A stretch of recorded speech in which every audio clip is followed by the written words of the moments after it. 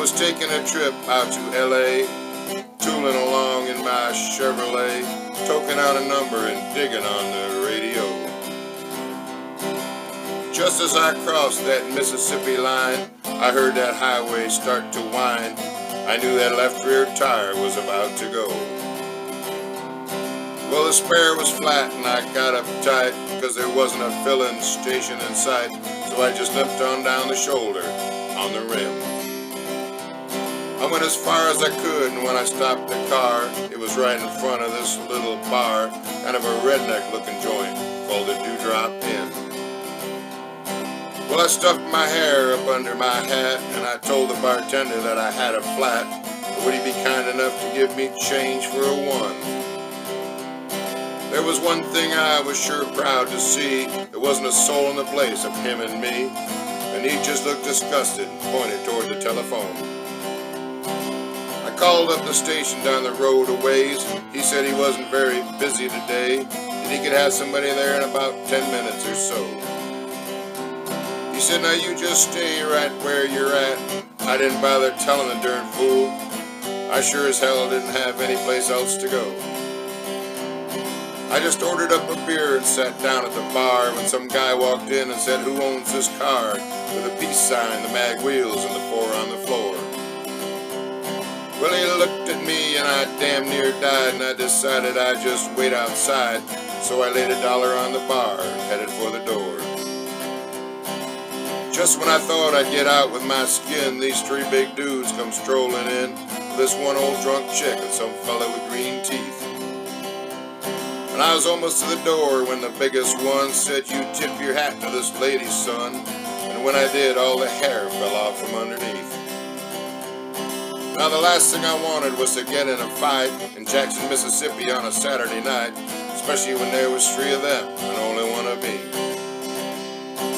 They all started laughing and I felt kind of sick, and I knew I'd better think of something quick, so I just reached out and kicked old Green Teeth right in the knee. He let out a yell that'd curl your hair, but before he could move, I grabbed me a chair. I said, watch him, folks, he's a fairly dangerous man. Well, you may not know it, but this man's a spy. He's an undercover agent for the FBI. He's been sent down here to infiltrate the Ku Klux Klan. He was still bent over, holding on to his knee, but everybody else was listening to me, and I laid it on thicker and heavier as I went. I said, would you believe this man's gone so far as tearing Wallace stickers off the bumpers of cars, and he voted for George McGovern for president. He's a friend of them long-haired pinko fags. I bet he's even got a commie flag tacked up on the wall inside of his garage. He's a snake in the grass, I tell you guys. He may look dumb, but that's just a disguise. He's a mastermind in the ways of espionage. They all started looking real suspicious at him, and he jumped up and said, now wait a minute, Jim. You know he's lying. I've been living here all of my life. I'm a faithful follower of Brother John Birch, and I belong to the Antioch Baptist Church. And I ain't even got a garage. You can go home and ask my wife. And he started saying something about the way I was dressed, but I didn't wait around to hear the rest. I was too busy moving and hoping I didn't run out of luck. When I hit the ground, I was making tracks, and they were just taking my car down off the jacks.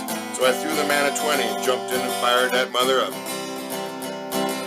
Mario Andretti would have sure been proud of the way I was moving when I passed that crowd, coming out the door and heading toward me at a trot. And I guess I should have gone ahead and run, but somehow I couldn't resist the fun of chasing them all just once around the parking lot. Well, they're headed for their car, but I hit the gas and then spun around and headed them off at the pass. I was slinging gravel and putting a lot of dust in the air. Well, I had them all out there stepping and fetching like their heads were on fire and their asses were catching, but I figured I ought to go ahead and split before the cops got there. When I hit the road, I was really wheeling, had gravel flying and rubber squealing.